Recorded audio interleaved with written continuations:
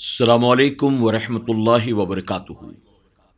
میرے پیارے آقا علیہ الصلاۃ والتسلیم کے پیارے دیوانوں، خاتون جنت حضرت فاطمۃ الزہرا رضی اللہ تعالی عنہا کی کنیزوں، تذکرۃ الانبیاء کے 38ویں درس میں آپ تمام کا استقبال ہے۔ آئیے درس کے آغاز میں حضور اکرم صلی اللہ علیہ وسلم کی بارگاہ میں مل کر درود شریف کا نذرانہ پیش کر لیں۔ الصلاۃ والسلام علیک یا رسول اللہ، الصلاۃ والسلام علیک یا حبیب اللہ، الصلاۃ والسلام علیک یا نبی اللہ، وعلی آلک واصحابک یا نور اللہ صلی اللہ تعالی علیہ وسلم۔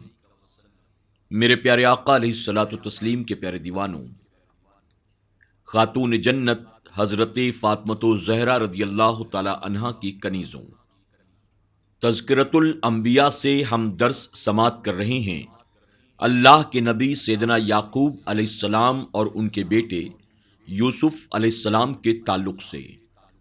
کل کے درس میں ہم نے یہ سنا کہ کس طرح سے زلیخا نے اللہ کے نبی یوسف علیہ السلام کو گناہ کی طرف بلایا، اور اللہ کے نبی یوسف علیہ السلام نے اپنے آپ کو اس گناہ سے بچائے رکھا۔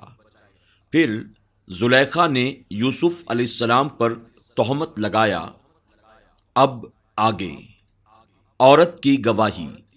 تہمت لگانے والی عورت زلیخا نے خود بھی حضرت یوسف علیہ السلام کے بری ہونے کا اعتراف کیا۔ مصر کی عورتوں کے سامنے اس نے اعتراف کرتے ہوئے کہا، میں نے اسے اپنی طرف مائل کرنا چاہا لیکن اس نے اپنے آپ کو بچا لیا۔ اسی طرح اس نے یہ بھی کہا، اب بات کھل گئی ہے کہ میں نے ان کو اپنی طرف مائل کرنا چاہا لیکن بے شک وہ سچے ہیں۔ عورت کی اس گواہی کے بعد واضح ہوا کہ اس نے بھی حضرت یوسف علیہ السلام کو بری الذمہ قرار دیا۔ اس عورت کے خاوند یعنی عزیز مصر نے کہا، یہ تم عورتوں کا مکر ہے، بے شک عورتوں کا مکر بہت بڑا ہوتا ہے۔ اے یوسف، تم اس کا خیال نہ کرو، اور اے عورت، تو اپنے گناہوں کی معافی مانگ۔ یہ یوسف علیہ السلام کی پاک دامنی پر اس عورت کے خاوند کی گواہی ہے۔ گواہ کی گواہی۔ حضرت یوسف علیہ السلام کے باطل عمل اور حرام کام کے ارادے سے بری ہونے پر گواہ کی گواہی ثابت ہے، کیونکہ شیر خوار بچے کی یہ شہادت ہے۔ اور عورت کے گھر والوں میں سے ایک گواہ نے گواہی دی کہ اگر یوسف علیہ السلام کی قمیض آگے سے پھٹی ہے تو عورت سچی ہے اور وہ غلطی پر ہے، اور اگر قمیض پیچھے سے پھٹی ہے تو آپ سچے ہیں اور عورت جھوٹی ہے۔ آپ کی قمیض تو پیچھے سے پھٹی تھی، لہذا آپ کی برات پر گواہی ثابت ہو گئی، اور گواہ بھی وہ جو عورت کے خاندان سے ہیں اور ابھی شیر خوار بھی ہے۔ اسی وجہ سے اس عورت کے خاوند نے عورت کو مکار کہا۔ اللہ کی گواہی۔ یوسف علیہ السلام کے بری ہونے کی شہادت اللہ تعالیٰ نے دی۔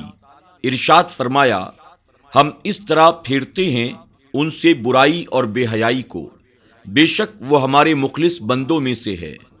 اللہ تعالیٰ نے یوسف علیہ السلام کے پاس ہونے کی جو شہادت اس آیت میں دی وہ 4 مرتبہ ہے۔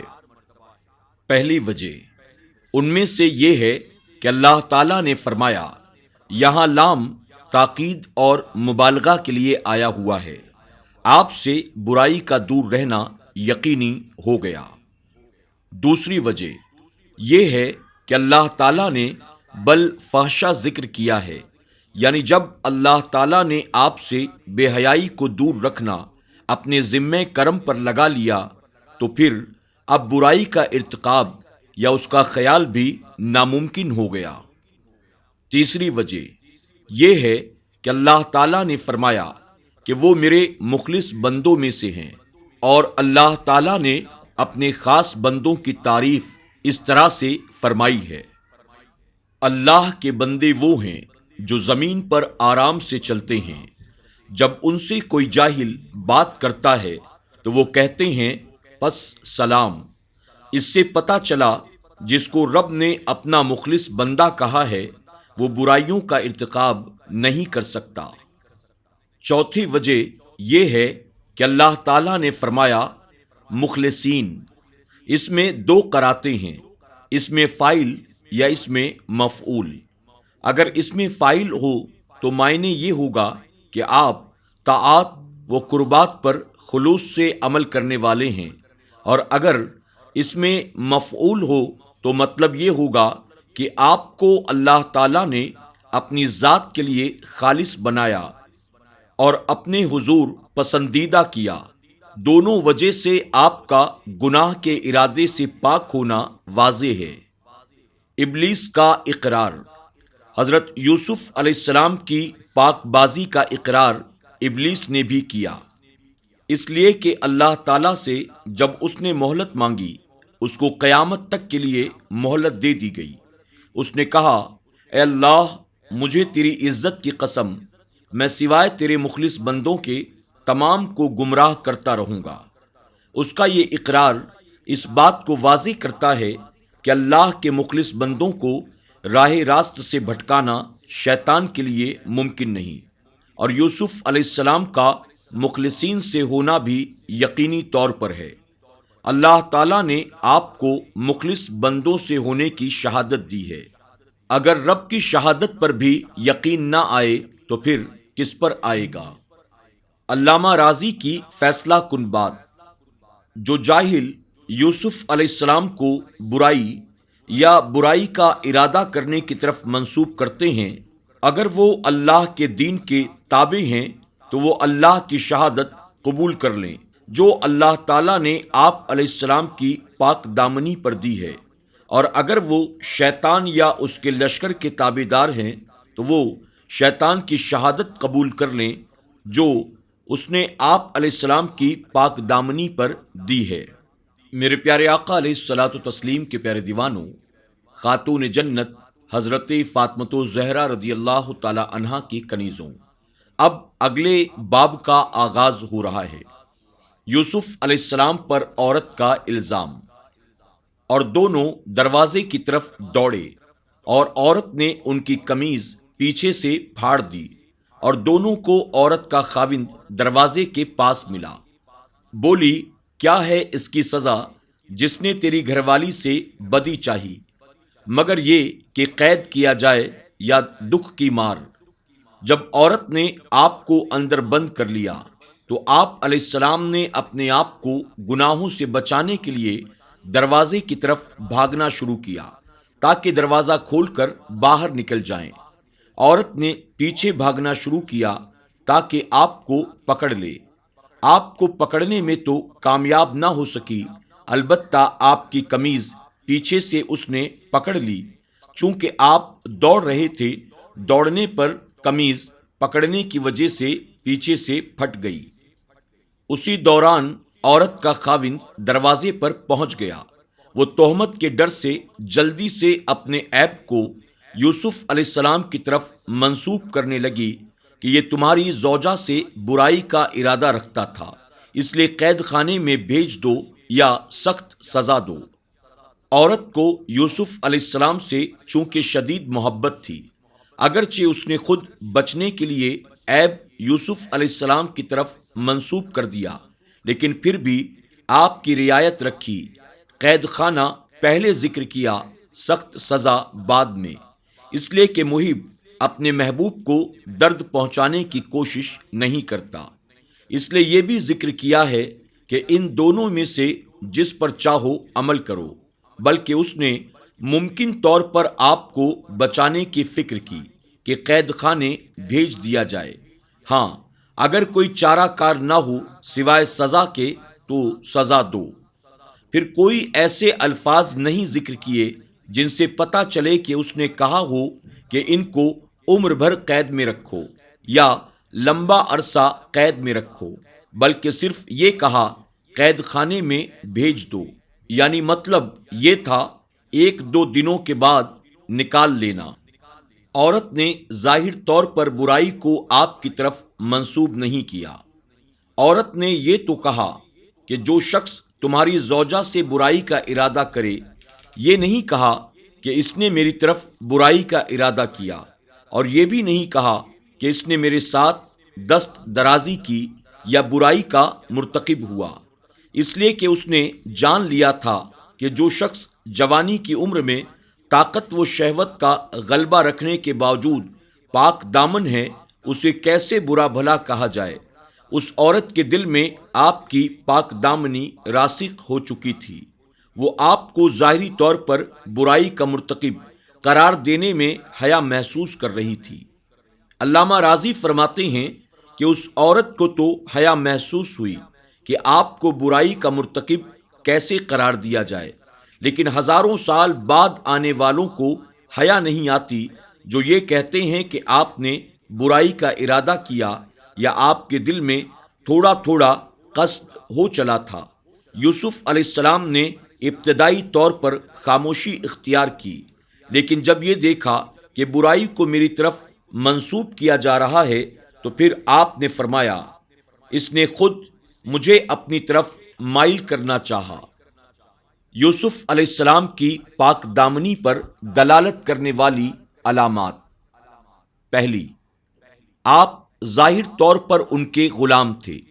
غلام کبھی اس قسم کی جرت نہیں کر سکتا ہے کہ اپنے مالک کی زوجہ سے زبردستی برائی کا مرتکب ہو۔ دوسری، عزیز مصر اور اس کے گھر کے دوسرے لوگوں نے جب یہ دیکھ لیا کہ یوسف علیہ السلام دروازے سے نکلنے کے لیے شدید طور پر دوڑ رہے تھے تو انہوں نے بھی سمجھ لیا کہ برائی کو چاہنے والا خود دوڑ کر کبھی نہیں نکلا کرتا۔ تیسرا، ان لوگوں نے یہ بھی دیکھ لیا تھا کہ عورت نے اپنے آپ کو خود آراستہ کیا ہوا ہے، لیکن یوسف علیہ السلام عام لباس میں ہیں۔ انہوں نے سمجھ لیا تھا کہ کون کسے اپنی طرف مائل کر رہا تھا۔ چوتھی، وہ لوگ یوسف علیہ السلام کے حالات کا ایک طویل مدت سے مشاہدہ کر رہے تھے۔ آپ کی عادات، آپ کے اطوار ان سے پوشیدہ نہیں تھے۔ وہ خود ہی سمجھ رہے تھے کہ یوسف علیہ السلام کبھی برائی کا ارادہ نہیں کر سکتے۔ پانچویں، عورت نے آپ کی طرف ظاہر طور پر برائی کو منسوب نہیں کیا، بلکہ کہا اگر کوئی ایسا کرے، لیکن حضرت یوسف علیہ السلام نے واضح طور پر اس کی طرف منسوب کیا۔ اس سے واضح ہوا کہ آپ سچے تھے، کیونکہ جھوٹا شخص کسی دوسرے کی طرف اس قسم کی تہمت منسوب کرنے میں خائف ہوتا ہے۔ چھٹی، عزیز مصر نامرد تھا۔ عورت کی جنسی خواہشات اس سے پوری ہونا تو درکنار، حاصل ہی نہیں ہو رہی تھی۔ ان حالات کے پیش نظر بھی واضح ہو رہا تھا کہ میلان اس کی جانب سے ہی تھا۔ یوسف علیہ السلام کے بری ہونے پر گواہی۔ آپ نے کہا، اس نے مجھے اپنی طرف میلان کرنا چاہا، میں اپنی حفاظت نہ کروں، اور عورت کے گھر والوں میں سے ایک گواہ نے گواہی دی، اگر اس کی قمیض آگے سے پھٹی ہے تو عورت سچی ہے، انہوں نے غلط کیا، اور اگر قمیض پیچھے سے پھٹی ہے تو عورت جھوٹی ہے اور یہ سچے ہیں۔ پھر جب عزیز نے آپ کی قمیض پیچھے سے پھٹی دیکھی تو اس نے کہا، بے شک یہ تم عورتوں کا مکر ہے، بے شک تمہارا مکر بڑا ہے۔ اے یوسف، تم اس کا خیال نہ کرو، یعنی غم نہ کرو، اور اے عورت اپنے گناہوں کی معافی مانگ، بے شک تو خطاواروں میں سے ہے۔ گواہی دینے والا اس عورت کے رشتہ دار کا لڑکا تھا جو ابھی شیرخوار بچہ تھا۔ اس کی عمر 3 ماہ کی تھی۔ اللہ تعالیٰ نے اسے بولنے کی طاقت دی۔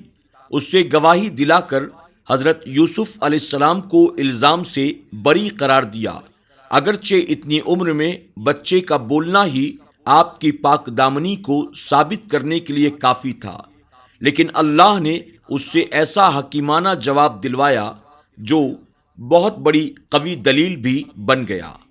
آگے سے قمیص کے پھٹنے کا مطلب یہ ہوتا ہے کہ آپ نے اس کا ارادہ کیا، اس نے مزاحمت سے گریبان پکڑ کر پیچھے کیا تو قمیض آگے سے پھٹ گئی۔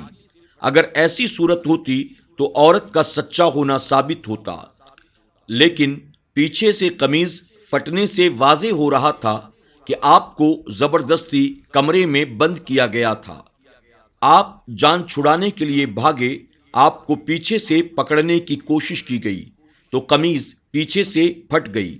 اسی جواب اور دلیل پر ہی عزیز مصر نے آپ کو کہا، آپ سچے ہیں، کچھ غم دل میں نہ لائیں، اور اپنی زوجہ سے کہا کہ یہ تمہارا مکر ہے، تم اپنے گناہوں سے معافی مانگو۔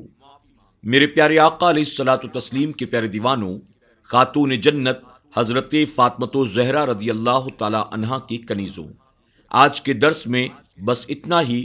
انشاءاللہ ہم اس کے آگے کل کے درس میں سماعت کریں گے۔